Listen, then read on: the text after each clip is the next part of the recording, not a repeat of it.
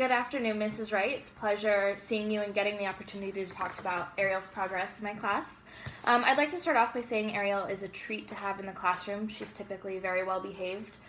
She doesn't speak out. She's pretty good with Addison and helping her out like we talked about earlier, so that's really good.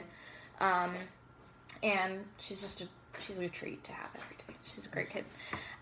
So throughout the semester, I've been assessing her on her reading and phonics skills. She was assessed in the areas of phonemic awareness, phonics, fluency, and comprehension. Phonemic awareness is the ability to hear sounds, and by assessing her phonics on understanding, I could help see where she was at and help her grow and improve her reading, comprehension, writing, and spelling skills. During these assessments, I found that some of her strengths, and I want to tell you about them.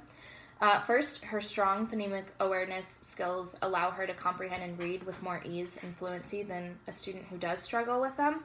So with her being able to sound out and blend word sounds, it gives her a lot more confidence in her reading, which I talked about with her early in the semester, and she said she felt like she's really been improving on her reading, and I agree.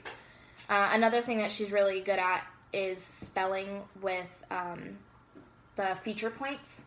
And these feature points, they look for like different vowel sounds, like short vowels and that kind of stuff, and blending. And she was really good at that. And there was some of them. There was about 5 of them that she got a perfect score on all of her feature points. She is a good reader. Like she loves to read. She does. Good. It's going really well. And then the third strength is her fluency. She was given a fluency assessment, and she declared that it was easy, and as she was reading, she actually, on her own, after the assessment, kept reading up a level until she did struggle, and she started struggling about halfway through the 2nd grade. So her fluency is really improving a lot, too. Nice. Well, that's good to hear. Yeah. We've been working on it. Good. I'm glad to hear that. And then just some things that you can do with her, or that we're going to be working on to help her with those strengths that she has. Is just spelling out, making her kind of sound out and spell out the words independently, and challenging herself by, when we go to the library, or if you go with her at home, to challenge her to get a more difficult book so she can keep up with the fluency, because she is fluent, but she could definitely challenge herself. Okay. And along with strengths, there are weaknesses, and there is a couple that I just want to talk about briefly. They're nothing too drastic, but they should still be talked about. There was one with the spelling. She did struggle with long vowel patterns, and the other vowels within words. That's where she kind of started struggling within the spelling. Okay. So just a little more advanced spelling. And her pacing and visual cues when she's reading out loud, she doesn't seem to read with a lot of emotion or inflections and pausing. She just kind of... The only time she really pauses when she's reading is when she starts to struggle. She doesn't pause after periods or commas. And so she just reads straight through. Right. Okay.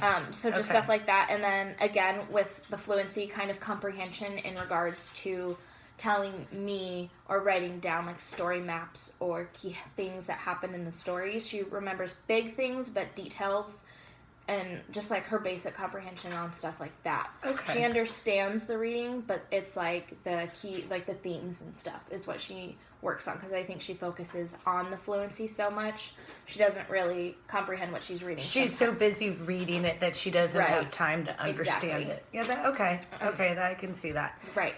And then there are some things that I can do at school that I'm going to tell you about that we're going to start working on, and then I'll tell you some things you can do at home with her as well.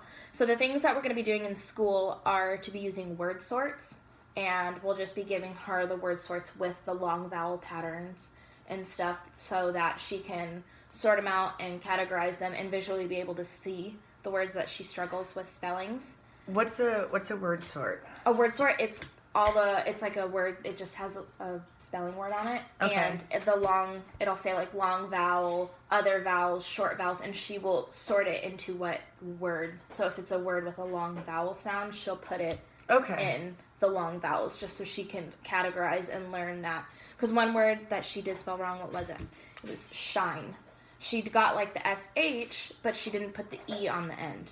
So she spelled it shin. So just having her... So words with the letter E at the end that you might not hear.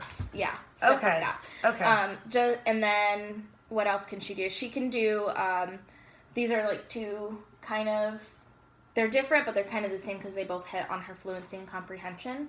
One, that we'll be doing is story maps. After a story, going through the beginning, middle, and end.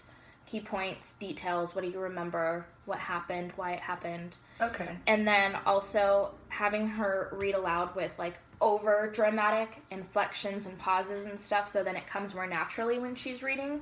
So it might sound silly, and it's another thing you can do at home, too, is having her be really dramatic with her reading, so that does come more naturally, and she can become more fluent when she knows how to pause and when to.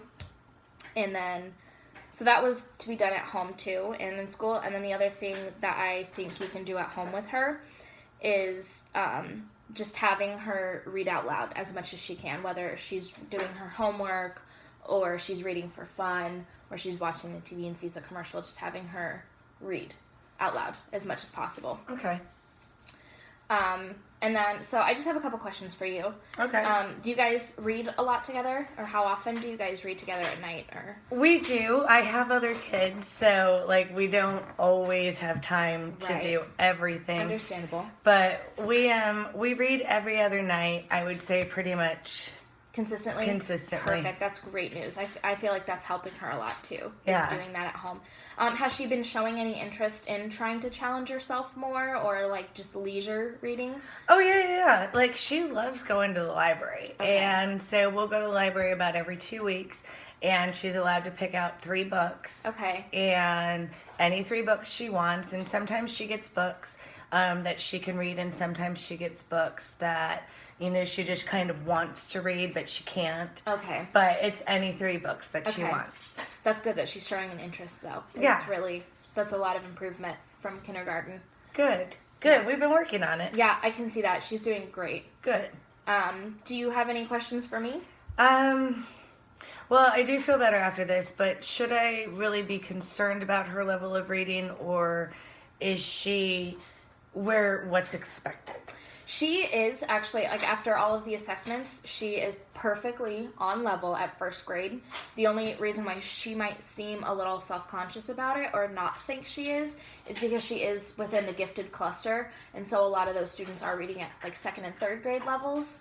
Okay. So because they're more advanced, she might feel like she has to be, but she's absolutely on level. She's on target. Makes sense. Okay. Those word sorts, how often should I do those? As much as possible. If you have time to do it every night, to just throw it in with her homework, just like have them ready. I can even send some home, like different ones every week, so she has the same words to work on every week until she starts. Well, that would be great. We could do it back and forth like that, and just as much as you can. I know you have other kids, and But this sounds busy, like something she could kind of almost do on her own. Right, and then you would just kind of supervise, like, while I'm cooking dinner. Right. She can sit there and do this for a couple minutes. Absolutely. Okay, and then besides the word sorts, is there anything I should be doing at home to really promote her love of reading? Honestly, I would just say encourage the reading. Read as much as possible. Read with her. Allow her to read independently. Read together. What you're reading your own book, she's reading hers, but you're still hanging out. Just promote it, and just because I want her to feel like reading isn't just academic. Reading is everywhere, and reading can be fun. True. And I think she's starting to learn that, and just to help promote it by reading with her and showing her that reading is fun. Perfect. Well, thank you so much. I feel a whole lot better. I'm glad. She really is a treat to have in the class. Thank you.